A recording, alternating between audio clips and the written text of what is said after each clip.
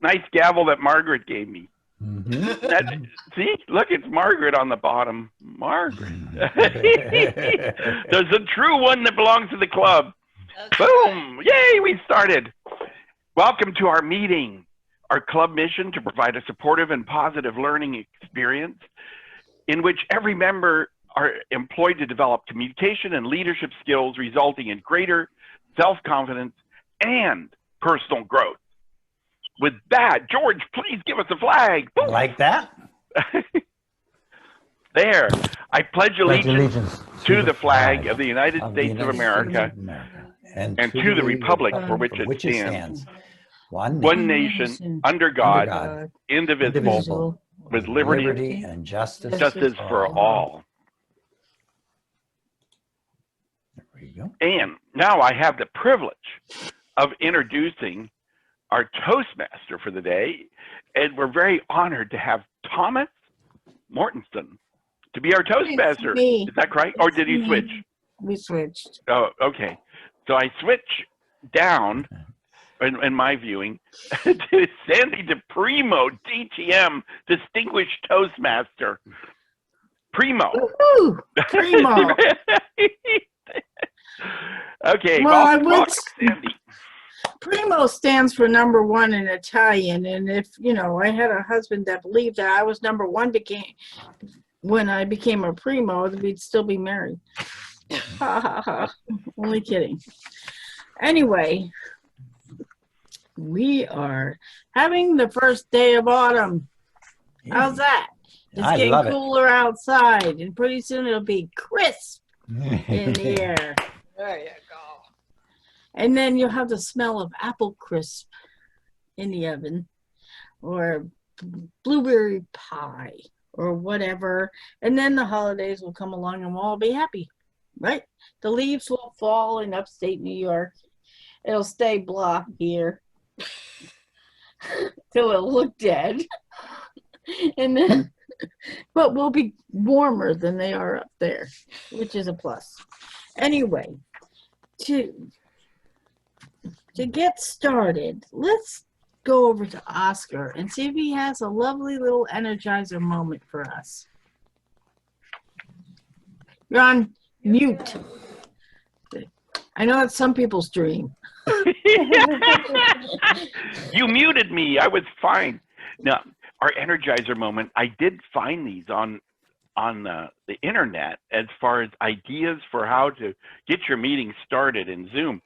What they suggested is you grab your phone and look at one of the more recent pictures and then share it with the audience and quickly tell about it. Look at mine here. Can all of you see my doggie on the couch? That's one happy, cozy dog. Well, I can tell you about my dog. My dog's like my best friend. We go walking twice a day. And it just absolutely loves me. When I come home, I have to greet it and have to love it. So let's move over to George. George, share a recent picture.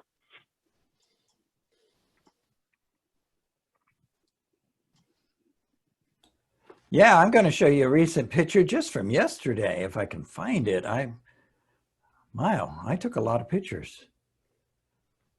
Mine won't even show. All right.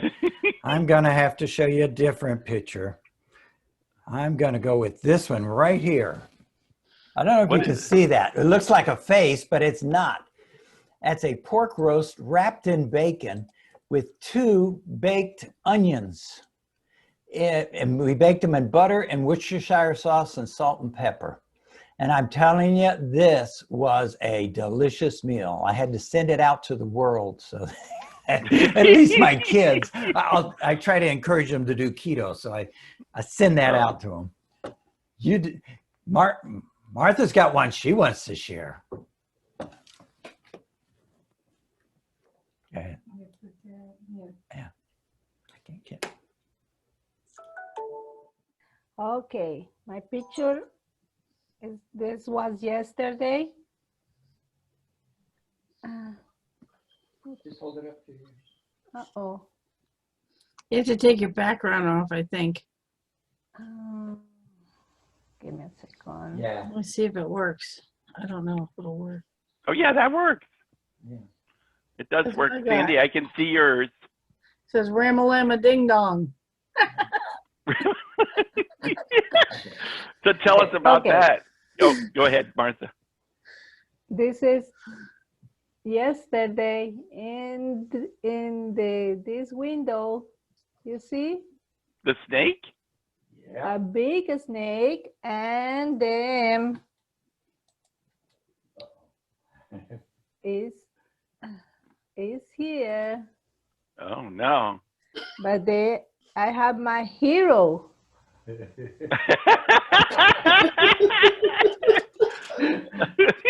That's fun. And then the snake Oh no. is dead. Uh, I'm very scared. I'm very, very scared. Okay, who's next? Is it Thomas or Sandy? Thomas. Thomas will go. Thomas, are you ready with a picture? Absolutely. So my picture. Oh, you can't. Hold it up close. Hold it up close. You got. We got two Thomases. Yeah, what is this? So you can kind of see I got a face mask on. I actually had a friend of mine make it for me, and she sewed it herself, and then she sent it to me. So I got it in the mail the other day. I had to get a picture with me wearing it and showing that I have it now. So Okay. Thank you. Who's next? Is it Margaret? Margaret, you got something?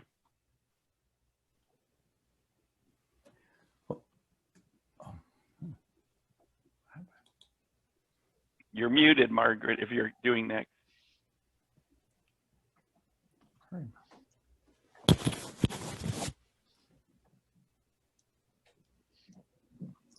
Okay.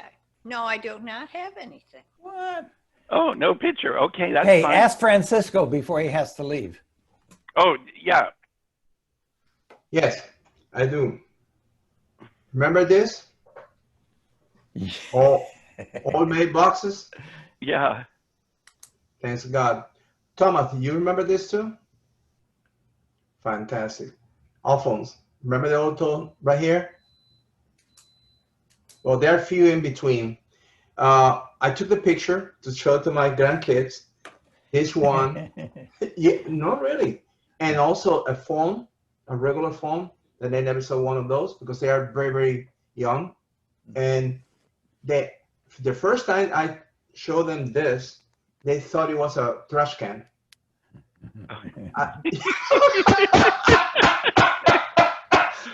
I asked them, what is this? What do you think this is? Trash can, Lito. They call me Lito, abuelito, grandfather. Yeah. They call me, what is this? What do you think is this? Oh, this is trash can. See how things change with time? Trash can. And I remember when the old days when we have one of those almost every block or every 2 blocks. Now few between, if any.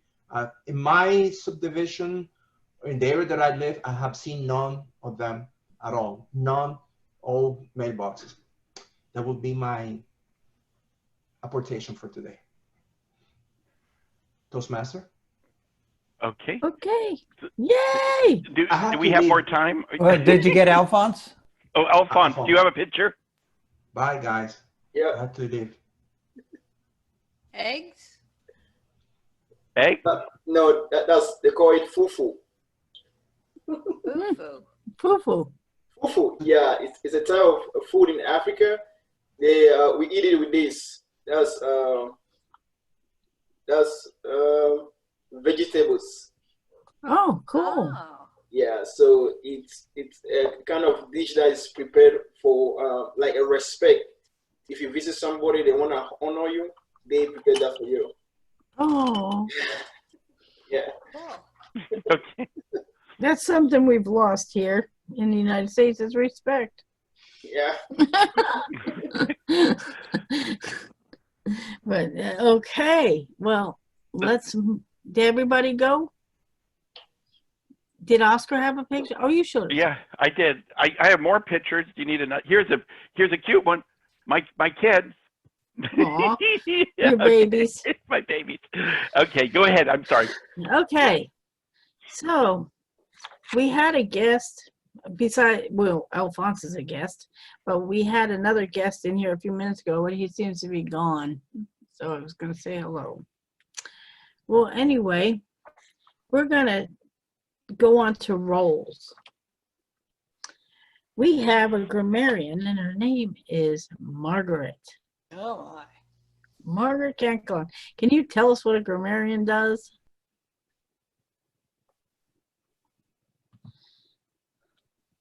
You're on mute. Oh, we see it.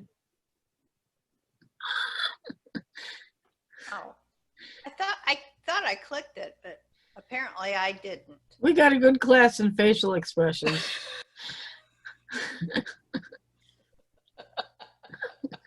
I listened for language, good use of the English language, and faux pas, and I guess I listened for ahs and ums too, right? Yes. Yes. Okay. And I have a word for the day, and I'm going to count those words. And the word is crisp. Crisp. And crisp can mean a lot of different things. If it's a adjective, it can mean like a crisp apple. I think that's what most of us think of. It can be a dessert like an apple crisp. Yay. And it can be a verb like giving something a crispness, like if you put vegetables in the oven, they become crisp. So for anybody that doesn't know, if you use the word crisp when you're speaking at any time, I will give you a brownie point. Madam Yay. Toastmaster. Miss Timer. Now, one thing that's not on the agenda is our friend Alphonse here is going to squeeze in an icebreaker. So his will be 4 to 6 minutes. The other two will be 5 to 7. Okay? So Okay. So explain so Alphonse understands what a timer does. Okay. I'm the timer today. My role is keep track the time for the speakers. Alphonse, your speech today is 4 to 6 minutes. You receive the green screen 4 minutes, the yellow 5, and the red 6 minutes. The other speech for yours is 5 to 7 minutes. Receive the green screen 5, the yellow 6, and the red 7. For table topics is 1 to 2 minutes. The green screen 1, the yellow 1.5, and the red 2 minutes. For evaluators is 2 to 3 minutes. Green screen 2 minutes. Yellow 2.5, and the red 3 minutes. Very good. Okay, Alphonse, are you still able to do Quizmaster? Do you think? Yes, yes, I want to try to do that. Okay, so we explained to him the other night what a Quizmaster was, right? Yes. Okay. Jeffrey, Jeffrey, would you be able to be a general evaluator? Yes. Okay. Yes, definitely. Because Miriam is not here. So you'll be, do you know what a general evaluator does? Checking for ands, buts, what else? That's a, what that is a grammarian. Okay. General evaluator kind of evaluates how the whole meeting flowed, and they also introduce the evaluators. Okay, no problem. And they evaluate the evaluators, but not the speakers. Right. So you just got a promotion. Oh, thank you. You're welcome. So with that in mind, we're going to introduce our lovely president, Margaret, for her Toastmaster Minute. Yay! Everybody say yay! Thank you, Sandy. Can everybody hear me? No? Yes? You can hear me. All right.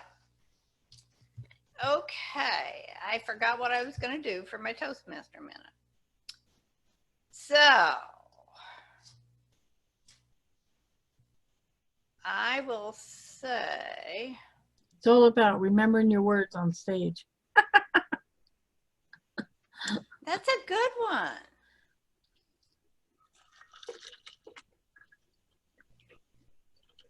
Maybe I should say something about the pledge, because this is something that maybe could be improved a little bit. When Oscar does the pledge, if everybody would mute themselves and just let Oscar do the pledge, we can mime it, but it would be a little bit clearer for everybody if we're not all talking at once and Zoom gets a little crazy. So let's do that next time. And maybe Oscar needs to remind us. What do you think, Oscar? Yes, dear. All right. So He's been trained. We're going to have a good pledge of allegiance. Madam Toastmaster. Thank you. Wendy did a good job. Wendy is Oscar's wife. Anyway, well, with that said, Alphonse, are you ready? You're going to do fine. Take a deep breath and don't worry about it. Who's his evaluator? We don't have one yet. I think we Is want that to get one. Thomas? Or no, Thomas doing something. I mean, I'm happy to be the evaluator. You be or I'll be it. That's fine. Yep. It'll be crispy.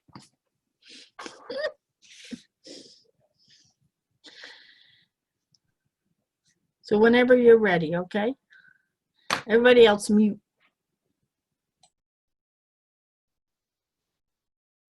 Okay, can I start?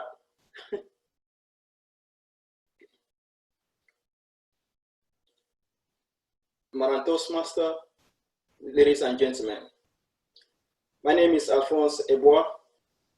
I grew up in a small town called Batibo, located in Cameroon, Central Africa.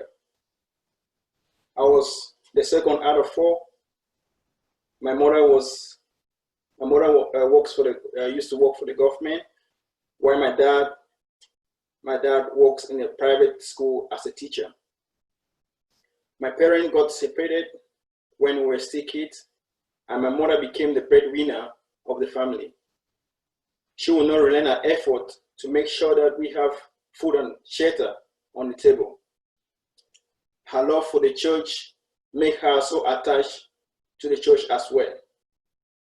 She likes to sing and also to worship. As a child, I would go to school together with my brothers, and during break times, we would play soccer and other sports together. Over the weekends, me and my brothers will go to the farm, and sometimes we'll do hunting. I remember a story one time when we went to do hunting, and my brother climbed the tree and could not get down. Unfortunately, we started laughing instead of helping him.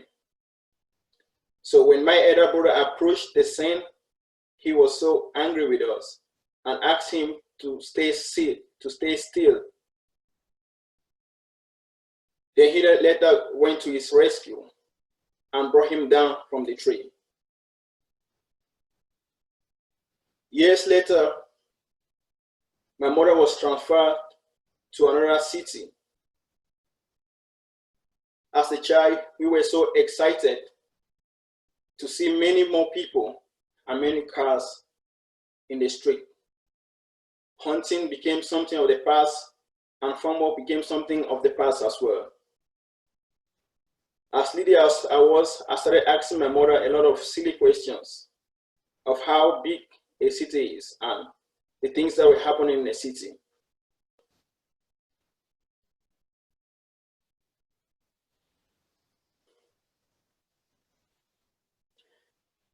No matter how silly those questions were, my mother would still take her time off to answer all those questions. In 2001, my mother got sick and unfortunately passed away. As a child, I was so depressed and had no option than to go to the village to live with my grandparents. When I went to the village, I stopped going to school. I was left with no other choice than to support my grandparents in the farm. So as my brothers. So at one point, I decided to pursue education because I realized that education was the only thing that could move me away from the village. So I took it upon myself as a challenge. I started doing odd jobs to help pay for my tuition in college. This zeal to go to school helped me a lot. And I realized at the end of some time, I realized that I've achieved my high school diploma and my first degree. At the university, the desire for a greener pasture was what I was looking for. So when I learned about the United States lottery, that was at that time in my country. So I played the lottery and I won the lottery to come to the United States. So when I came to the United States, it was a whole new chapter for me and my brothers. The United States gave us the opportunity to have hope again.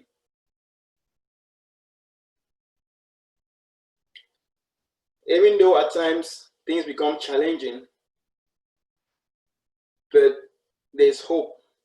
For there's hope, there's strength.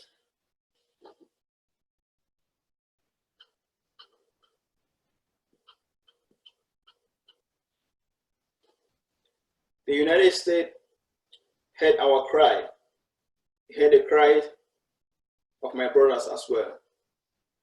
Today, I'm proud that I am a United States citizen and a member of the strongest armed force on earth. This is who I have become, and my aspiration is to live a grateful life, a life that I will be able to help all the single mothers who are left behind in Africa, and someday to bring my brothers to the United States. Thank you.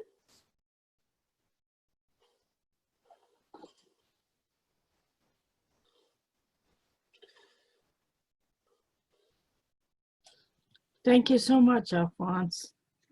You did a good job. How does that feel? Still shaky. Yeah, that's okay. You did it, though. You did it. That's awesome. Thank you.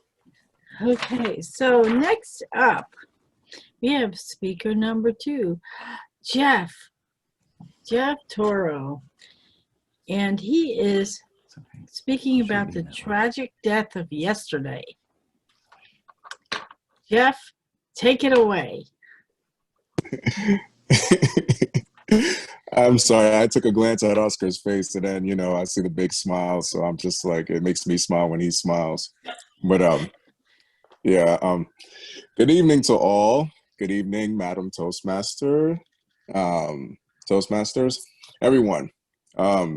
This speech right here is very pretty personal because of things that I've went through in the past and how I've used it to strengthen myself. And I wanted to strengthen you as well. Whatever you went through, whatever yesterday happened, we can't control. I like to start off with a story. And this happens every year, ever since April 21st, 1989. Every year, there's this little kid. She goes out in her backyard. I would say she was about 13 at the time. And she was hurt by her past and things that she's went through. So what she always did was she would write down a list of things in her past events that happened that were negative, that affected her in a negative sense, and that she wanted to let go. She would write everything down on this list. She'll write a list of things, could be long, could be short. She goes out in her backyard. She buries that piece of paper full of lists of things that happened in her past that she just wanted to let go. And she buried it in her backyard, and she had a little service by herself. Basically, what I'm saying is the tragic death of the past, tragic death of yesterday. And I would like to pull out a statistic for you guys, a couple of statistics. Up to this day, the year 2020, 76% of people in this world commit suicide based on events that happened in their past. Another 65% of marriages that end in divorce or separation or even relationships that end up in breakups happen based on events that happened in their past. What I'm saying is that when we focus on yesterday, when we focus on things that happened in the past that we have no control over, we can either allow it to affect us negatively or affect us positively. Now I'm going to take you on a journey on how we can make this affect us positively. Allow it to strengthen us. We all have things in our past that are hidden deep within us that we never want to revisit, that we never want to see again, that we never want to look at, but they're there. There's no way, shape, or form that we can get rid of it fully. But have we ever tried to get rid of it? Things that happened yesterday, it's out of our control. It happened. So what can we do to better ourselves and move on from what happened yesterday negatively? And here's the things that I have. I have the 3 R's.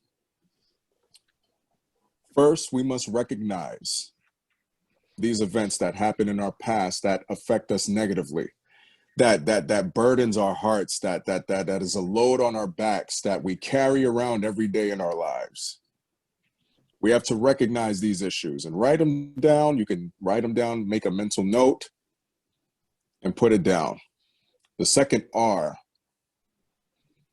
is to react. We must react to these past events positively. We must use these things and react to them to make us stronger, to make us better, to learn from our lessons. I've made a lot of mistakes in my past. I always say these things to myself, but do I react to it negatively? Do I let this be a burden to hurt me? Or do I allow these things to learn from these lessons to make me stronger, to make me better as a person? And the third R is to put it to rest. After you recognize the things that happened in your past and after you react to it positively, It's time to make it a tragic death. It's time to put it to rest. Put it deep within 6 feet in that ground, never to be revisited again. When we sit there and we understand, why do things happen to us? Why do these things happen to us in our past, negatively or positively? Mind you, and I'm here to tell you that these things happen for a reason, and they happen to make you who you are today.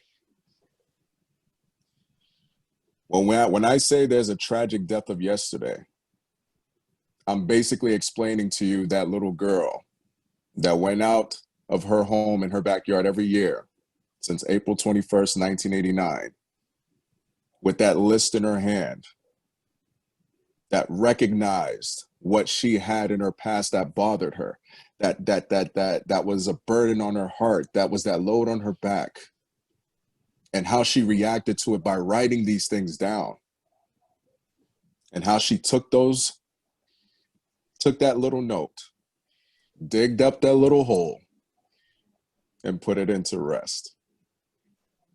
That little girl was my sister, my older sister, and she still does it to this day. And to this day, she refuses to let her past hinder her. She refuses to let her past tear her apart and burn her down. She refused to let the negative events of her past tear her, just ruin her future.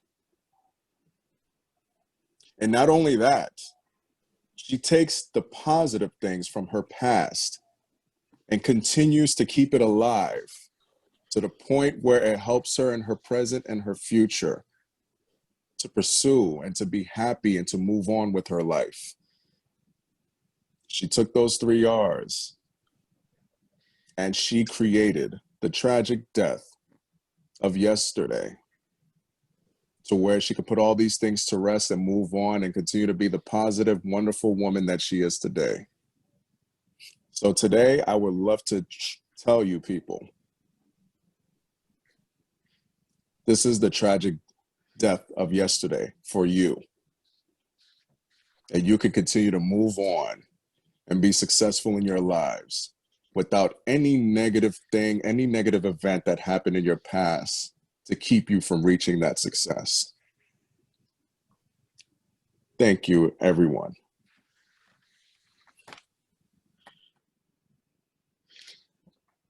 Thank you, Jeff. Awesome, awesome, awesome. Now we're going to go to the one we skipped over by accident. We have one more speech today with Mr. George Hazard. The Georges of Hazard. Instead of the Dukes of Hazzard. And you are doing a speech called Where Do You Live? Where Do You Live by George Hazard. And he disappeared.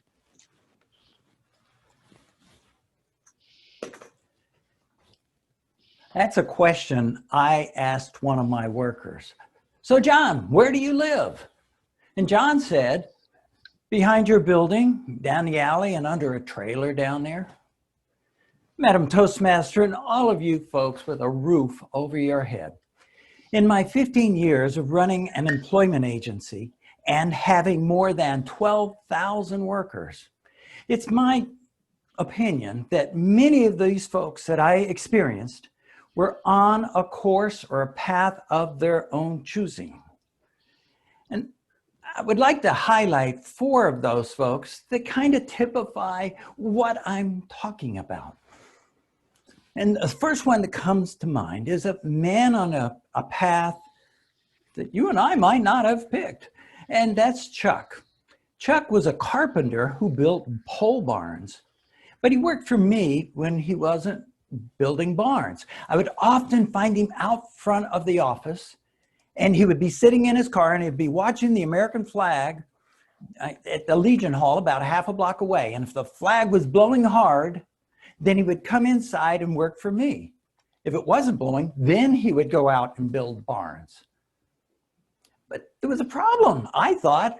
But Chuck lived in his car. He didn't need to live in his car, but he did. He spent his nights at a truck stop on the outskirts of town to clean up. He would just pay the $2 shower fee at the truck stop. But Chuck was very good at what he did. People really loved his work, and they tried to hire him on, but he would never let anyone hire him on. He liked his life as it was. Another fellow on a different path was my moving man, Scott. And Scott was a big, muscular man, very pleasant, very cordial. The customers loved him because he knew what he was doing, and he was so pleasant to them. He made for a very good worker. Now, Scott didn't have a car, and so when I put him on moving jobs as often as I could, and then other times when I didn't have a job for him, he would work or volunteer down at the Salvation Army, which was only 2 blocks away.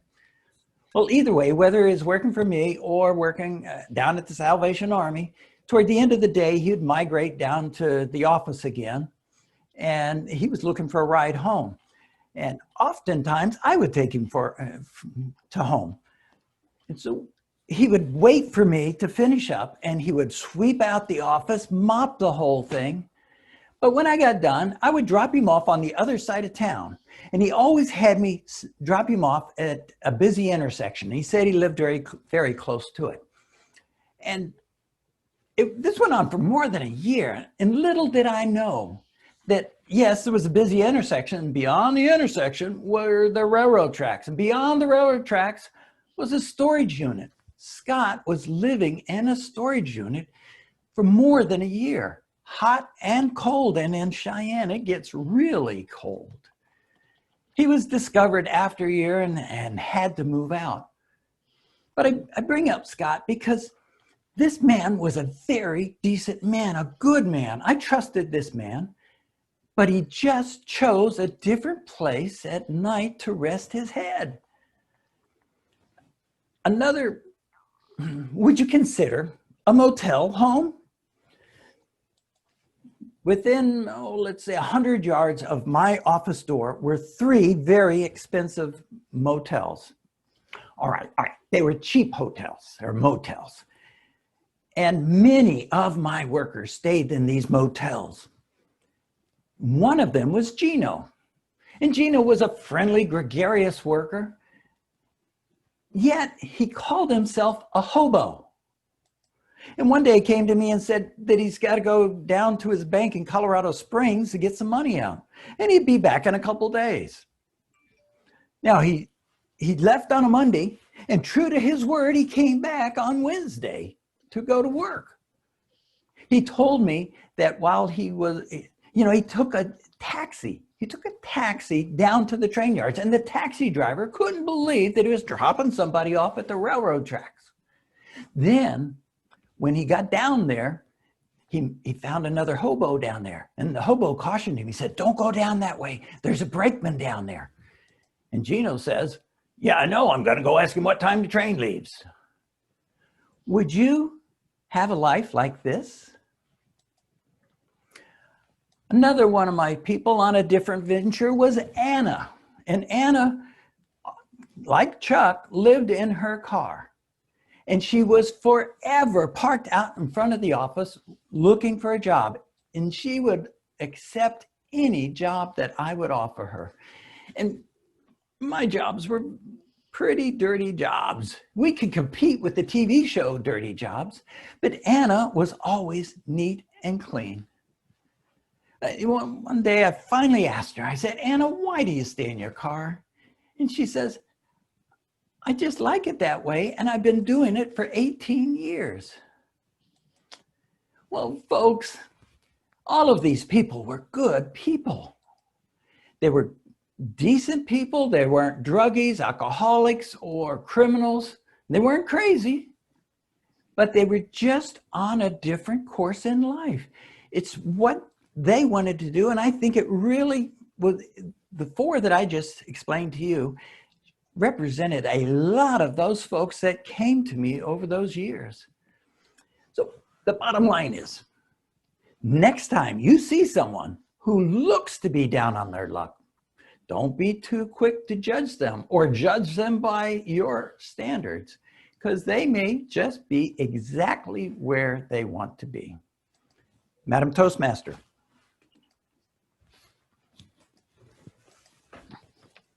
Thank you, George. Always a pleasure. I would like to next give a timers report. Martha, do you have the time for our speakers? Yes. Time for the speakers. Alphonse, George, please. Yeah. Yes, ma'am. I'm sorry. Alphonse, 5 minutes, 33 seconds. Jeffrey, 7 minutes, 50 seconds. George, 6 minutes, 41 seconds. Was that 7 minutes at 50 or 7 minutes and 15? No, 50. Okay. And George was 6 minutes and 41 seconds. Okay. Let's move on to our lovely little table topics. It's 7:30, so maybe we should put the timer on for, well, it's actually 7:26. 7:35? How about that? We'll put the timer on there because we have evaluators to go. Okay, so as you know, a lot of people in this group want to be motivational speakers. So we have to have words that are used in motivational speeches. And I found 6 words that motivate people by themselves. Just powerful words. So I want to give you each a word, and you can tell me what you think power it has. Does that make sense? So Jeff, we're going to ask you first. The word is enough. What kind of power do you think the word enough has? It has a lot of power to it, especially when you look at the world today and see what is going on between social injustice and a lot of events that are going on, political injustice and all these things. People use the word enough more than ever this year. When you hear enough, it's powerful because that creates an emotion in someone that's had enough. That can't take the pressure anymore that's been given to them consistently. When you say enough, it completely sends out a message unto others that you are willing to take a stand for something, because people who do not stand for something will fall for anything at the end of the day. At the end of the day, so when you hear someone say it's enough, you catch their attention. You want to listen to why they've had enough of something, or it could be something meaning as I had enough food to eat, or I had enough candy in my jar. But that word is so powerful. Considering the times we are in today, when a person has had enough, you have to listen to them because they're taking a stand for something. Hey, thank you. Thank you. Thank you. Who wants to go next? Okay. In the spirit of fall, what about believe? Believe. Believe. Believe is a powerful word because it means that you own it, you really see it, you visualize it, and you know it's real. You believe it. And when you believe something, it becomes real.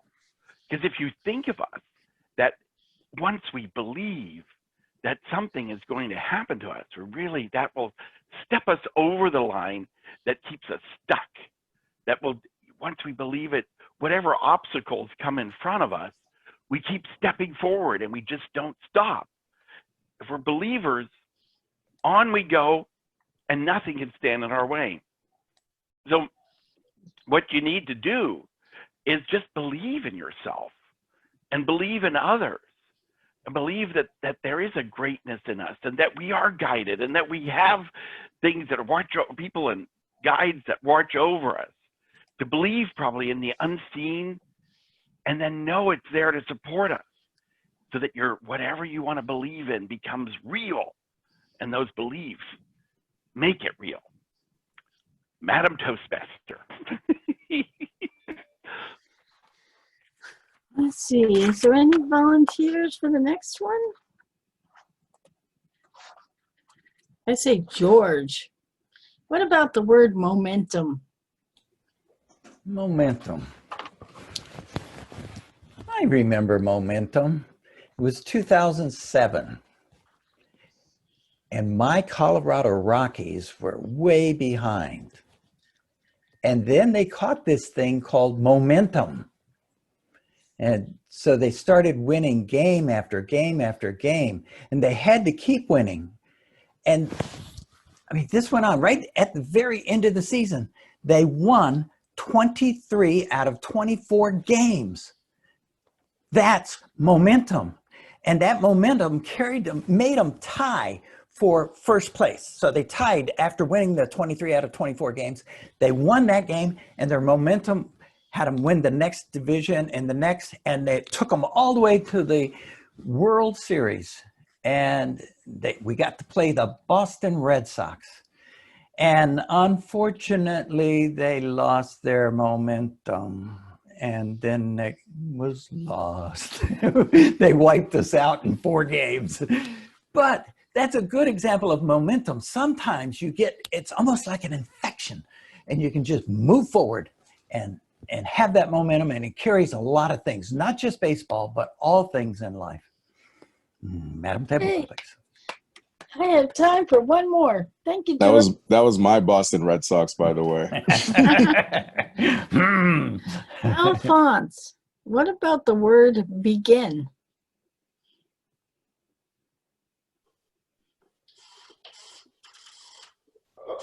I like the word begin.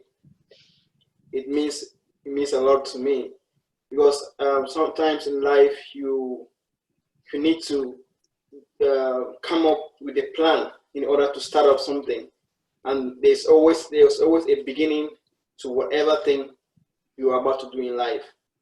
So beginning to me is like preparation. If you have all it takes, you have all the necessary equipment or necessary things in place, you will let you have a perfect beginning. So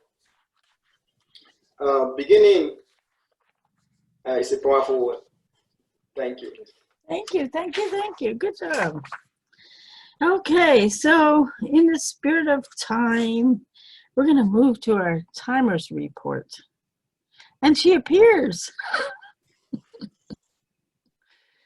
Yes, I'm magical. Table topics. Jeffrey, 1 minute, 27 seconds. Oscar, 1 minute, 13 seconds. George, 1 minute, 16 seconds. Alphonse, 49 seconds. Okay, great, guys.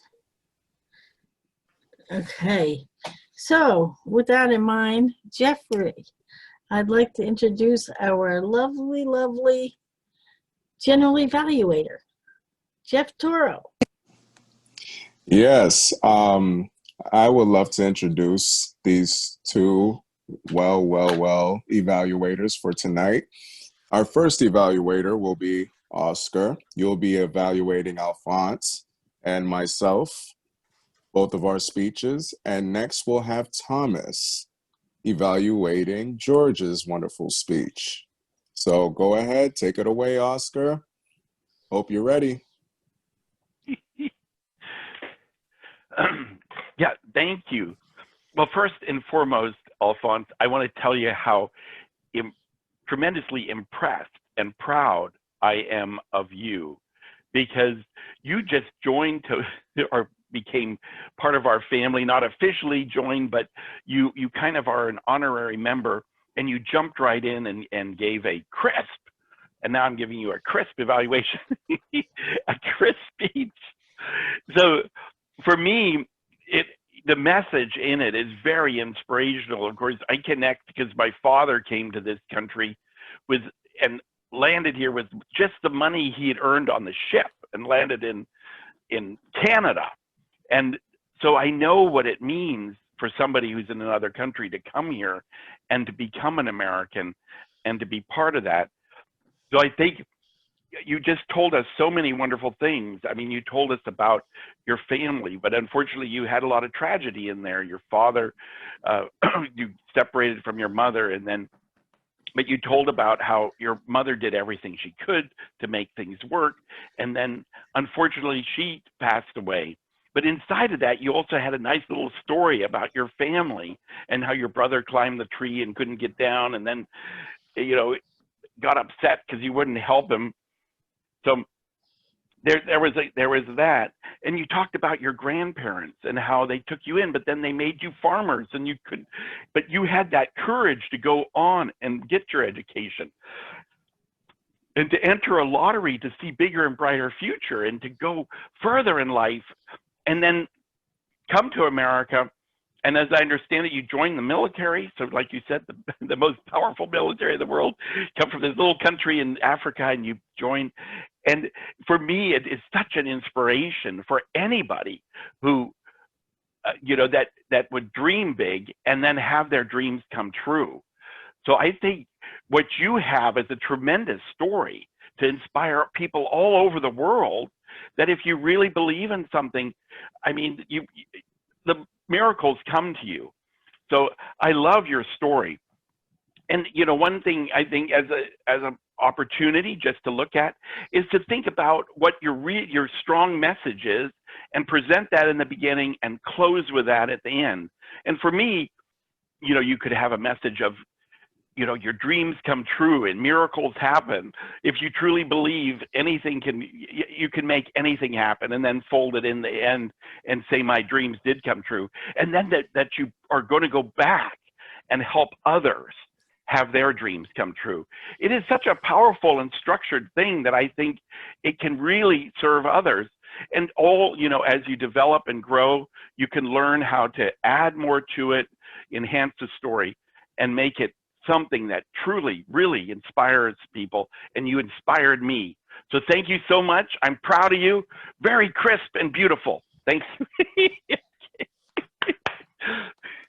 Now you're up again. And you're up again, Oscar. You're on mute. You're on mute. He's taking a 2-minute break. He needs to. No, I'm ready. Bring it on. Jeff, you know, thank you for sharing. You know, you've been such a gift to all of us, because you have all these stories that you in your heart that you and messages that you get out, and we're the first to hear them, as I understand it. So that's exciting. Now, from what you know, you had the three you always have your points in there: recognize, react, and put to rest. So it is, I love what you said, because for me, you know, I think everybody can relate to your story. Everybody is being grabbed by the past, and even have the most horrible things, like you said, suicide, come into their thoughts. And so you really gave us a way out of that. And, you know, it was really to look at what's going on in our past, recognize it, embrace it, but then bury it like your sister does, over and over. Let it go. So for me, the tragic death of yesterday is not tragic. It's great. We should take that knife. Oh, sorry. Anyway, well, slice the throat of the death. Yeah, yesterday. Yeah, I don't know. Anyway, He's got issues. Okay, no, but the tragic death. It isn't tragic, but I get what you're saying there, and you know it could be looked at tragic because you know we love to hold on to our past and we get tearful and everything, but what we do have is the present, and we can live in the present and enjoy the present and savor, and I think your message really has something that can resonate with so many people. It resonates with me whenever you gave a way out, you know, bury that, and you had an example in your life, your sister. So I love all that. For me, you know, the opportunity is, I don't know. I just, you know, when you tell that personal story about something that you really felt, and maybe you were on the brink, or somebody's on the brink of a real tragedy like suicide, and to describe what that emotion is, and then to be able to let it go and step beyond it. I don't know, that could give somebody such hope and such freedom from something. So something to look at, just to structure that in a way to really get people into the, you know, the five senses of what that experience is, of the horror of what that will, of it taking you and grabbing you, and then being able to let it go. And I mean, it is a system. Write it down and bury it forever. And not so tragic, but that great death. Okay. Anyway, well, okay. So now, thank you for that speech. Oscar needs a nap.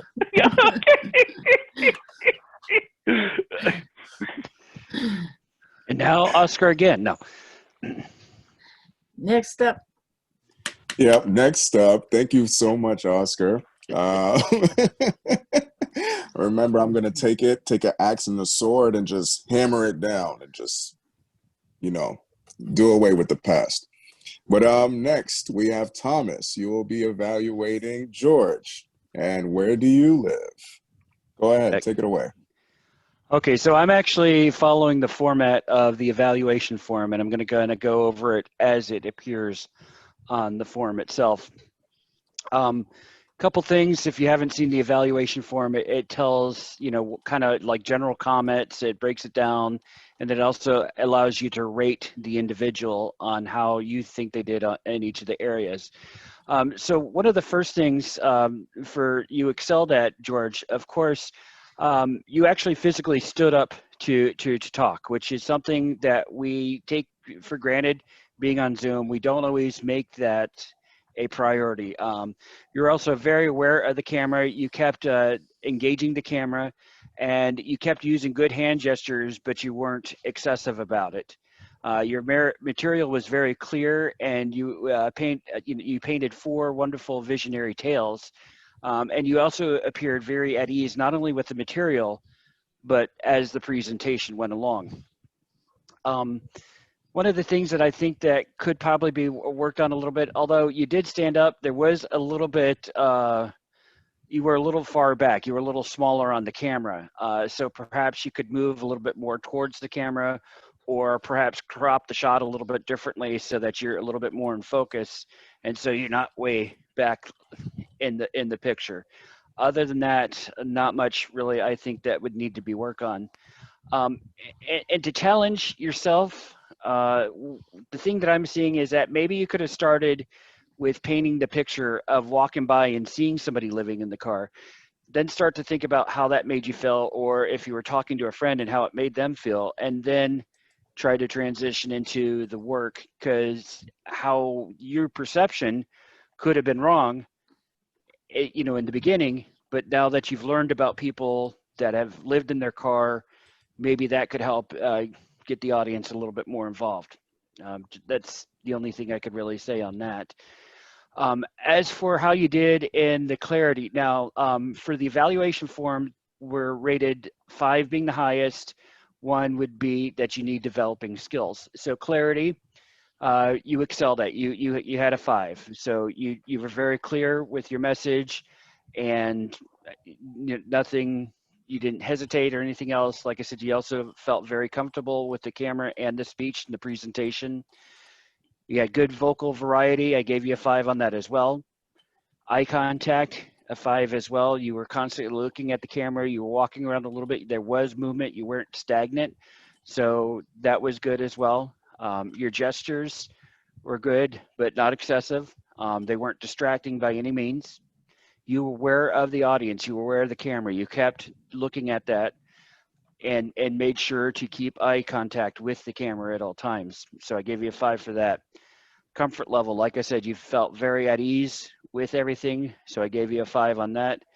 And the interest engages audience with interesting and well-constructed content. Another 5 on that as well. Overall, I mean, not really much that needs improvement, just a minor tweak here and there. And I would like to, see what happens next on it. Nice. Thank you so much, Thomas. That was a great evaluation on Georgia's speech. I have to learn the camera work as well, because standing in front of a camera, it's really something that I'm still learning on, and me being on my phone and stuff, it's a little difficult when I don't have a stand, but I really would like to learn and have to do that. It's really something that I definitely would want to take on. But overall, the evaluators did great. Oscar loved it. Thomas loved it. Alphonse, j'adore ton histoire. Sorry, it's been a while. Tu comprends? No, oui. But merci. Thank you so much. Yeah, yes, merci un peu, definitely. That was a very beautiful story. Thank you so much. And then back to you, Madam Toastmaster. Thank you. Can we get a timers report for the evaluators? Time for evaluators. Oscar, 3 minutes, 13 seconds. Oscar, 3 minutes, 15 seconds. Tom, 3 minutes, 30 seconds. Okay. I think Margaret wants to say something, doesn't she? Okay, Margaret. You have to unmute. Okay. Well, I must say that Oscar wins the prize for the word of the day. He's very crisp. Yes, he is. And Thomas probably would win it for the Oz, but he's getting there. Jeffrey, that was the most impressive speech, and I loved the alliteration of recognize, react, and rest. And the only thing that I would say detracted a little bit for me is sometimes your words would roll together. You use is to instead of to, and to arm. I don't know why I wrote that, but I think it's the slurring of some of your words. George,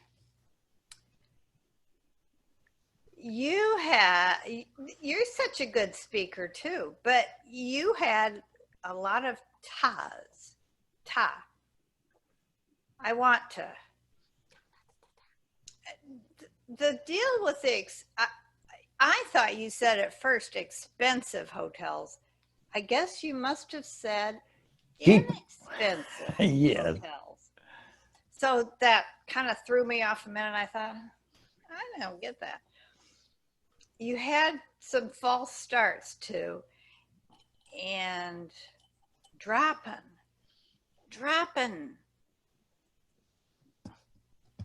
Don't be dropping anything.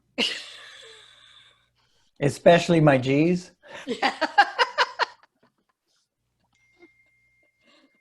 Stopping and dropping. Drop it. And that is my grammarian report. Yeah. So with that, does the president have any announcements? Does she have any announcements? Let's see. I do have an announcement. We have something exciting in the works. We've got a speaker from Thailand that's going to be coming, and he's either going to come to our club or another club in the area. I'm emailing him back and forth. I think it's going to end up being a huge event, probably encompassing the district, but he's going to be talking about Toastmasters and Rotary. And I think we're all interested in that alliance and how it works. So that is one thing that I'm hoping will come to fruition. Is that a good? It will be a crisp It would be crisp. presentation. Yes. I just beat Oscar. Yes. And I think that is pretty much all I need to say for today.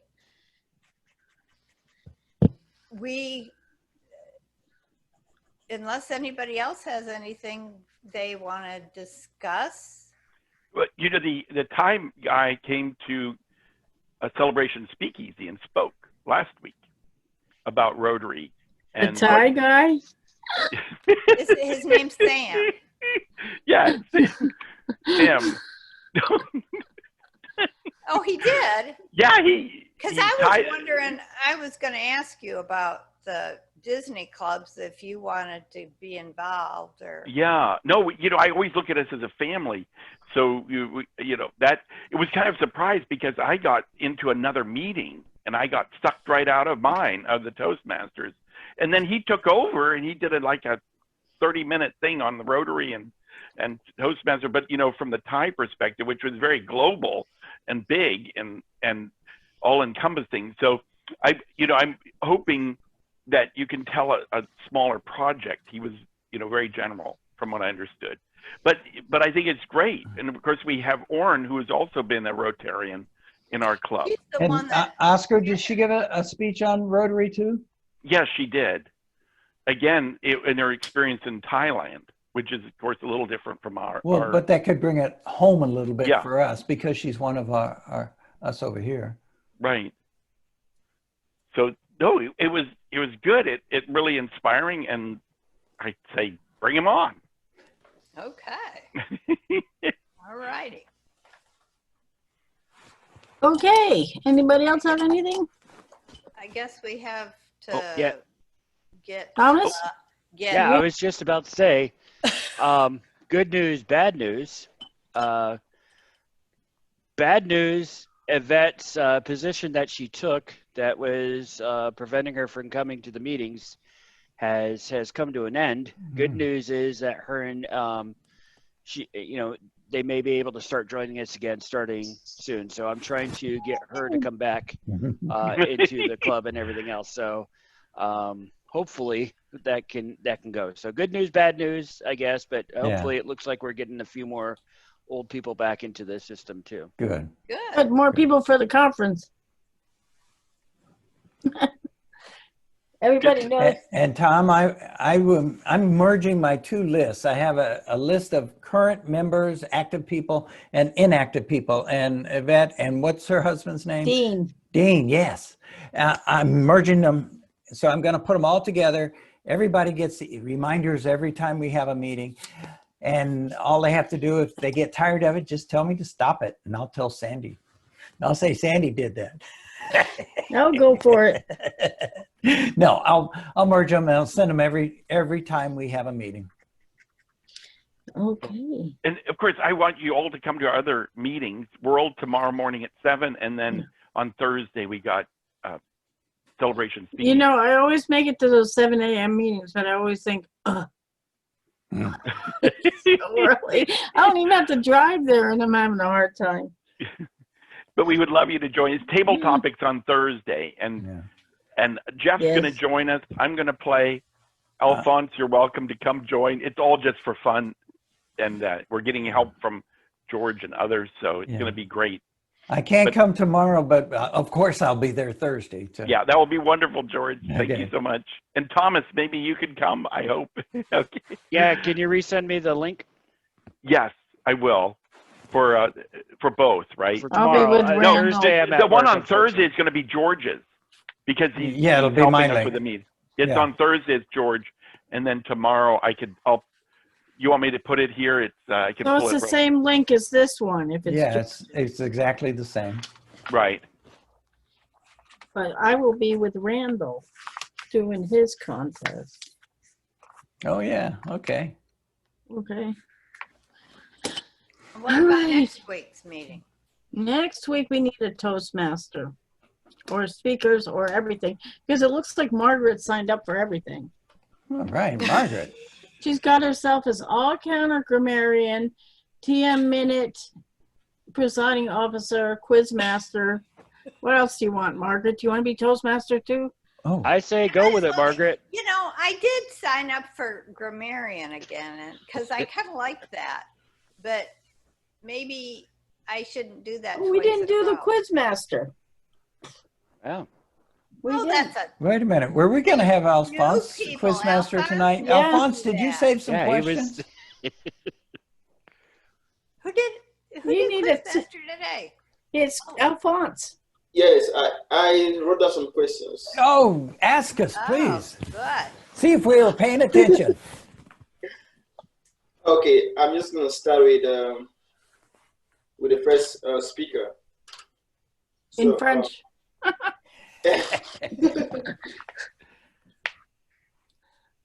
okay, where did this first speaker come from? Oh man. Cameroon.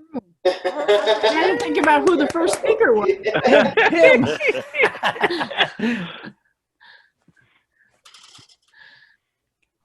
Okay, what type of job did the first speaker do in order to pay his tuition? Oh, farmer. Was it farmer?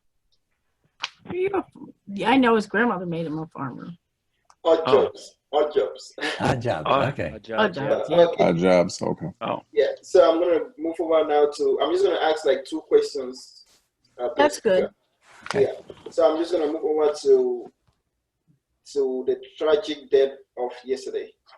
So who was the little girl to Jeff? Jeff's sister. Oh, okay. So what was the 3 arrows?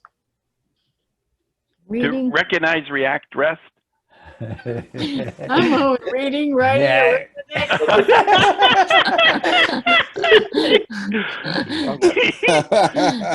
Okay, I'm gonna ask some more on Jeff because it was really interesting. So, so what did the little girl do? She buried Buried her the note. notes. Yeah, that's Yearly. right. Okay, now I'll go to George. Yeah. Do I answer him? If you want. So Good try. okay, so who was Chuck? He was a worker. What was he doing? Yeah, that's correct. Yep. Where did Chuck live? In his Under car? a trailer. Behind the Under, building. No. under his trailer. Under no, a trailer. No. No. No. No. Inexpensive hotel. No. Expensive hotel. At the Drug on the stop? outskirts of town. I thought it was under a trailer for some. He lived in the truck stop on the outskirts of town. Okay. I'd knock on his window and say, "Can you work today?" Chuck lived in his car. Yeah, he lived in his car at the Yeah. truck stop, at Oh, the okay. truck stop. Yeah. Oh, okay. So, how long did Anna live in her car? 18 years. Yep. That's correct. I was shocked. I was shocked when I got that answer. I go, wow. Did Scott had a car? Nope. Oh, okay. That'll be all. That'll be all. Thank you all. Thank you. Yeah. Awesome. Good job. Thank you. So, are we all ready to end this meeting? Are we Yep. happy and ready and filled with joy?